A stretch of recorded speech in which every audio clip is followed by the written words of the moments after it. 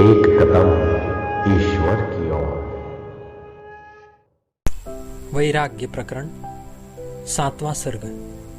राजा की प्रशंसा कर श्री विश्वामित्र जी का अपने आगमन का प्रयोजन कहना तथा राक्षसों के विनाश के लिए श्री रामचंद्र जी को मांगना।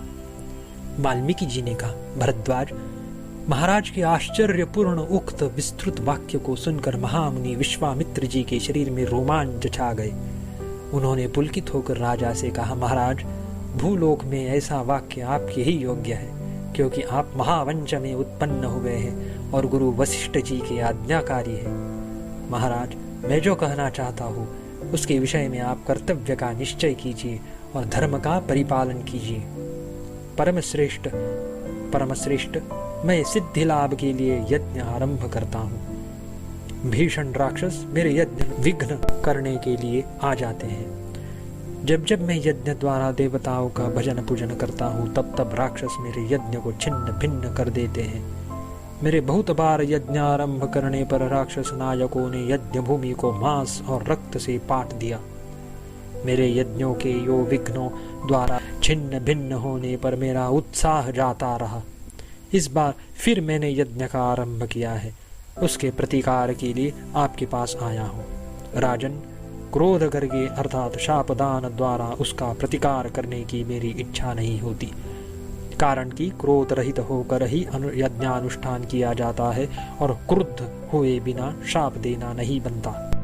राजन, उक्त महायज्ञ समारंभ में ऐसी मेरी यज्ञ दीक्षा है।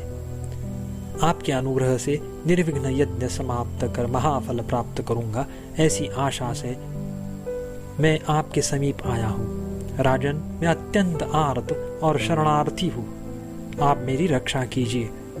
प्रार्थियों को निराश करना सज्जनों का तिरस्कार है, अर्थात तिरस्कार के समान ग्लानिकर है।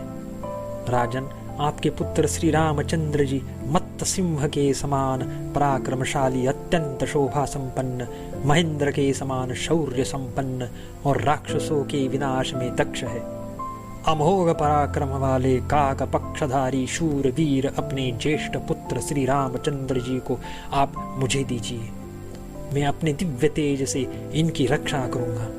यो मेरे तेज से सुरक्षित वे यज्ञ के विध्वंसक राक्षसों के शीर काटने के लिए समर्थ है। मैं भी निस्सीम प्रभाव से युक्त और विविध अस्त्र शस्त्र और विद्या देकर श्री रामचंद्र जी का कल्याण करूंगा, जिससे वे तीनों लोकों में पूज्य हो जाएंगे। जैसे क्रुद्ध सिंह को देखकर मृगवन में पैदा हुए हरिण की ओट में खड़े नहीं हो सकते, वैसे ही वे राक्षस श्री राम के सामने खड़े नहीं हो सकते। जैसे क्रुद्ध सिंह के सिवा दूसरा कोई जीव मत हाथियों से नहीं लड़ सकता, वैसे ही श्री राम जी के सिवा दूसरा पुरुष उनसे नहीं लड़ सकता। एक तो राक्षस ही बल से गर्वित, अत्यंत पापी, युद्ध में कालकूट से भी अधिक तीव्र, कुपित यम के समान अति दारुण है। उस पर फिर वे हैं खरदूषण के सेवक।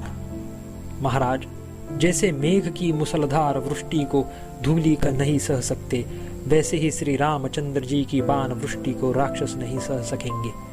महाराज, आप यह मेरा पुत्र है ऐसा प्राकृत स्नेह न कीजिए, क्योंकि संसार में महात्मा पुरुषों के लिए कोई वस्तु अदेय नहीं है।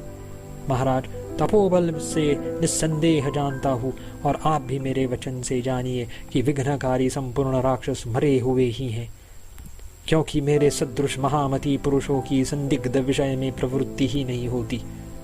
मैं जानता हूँ महातेजस्वी वशिष्ठ जी जानते हैं और अनन्य महात्मा भी जानते हैं कि कमल नयन श्री रामचंद्र जी महात्मा है, सामान्य पुरुष नहीं है।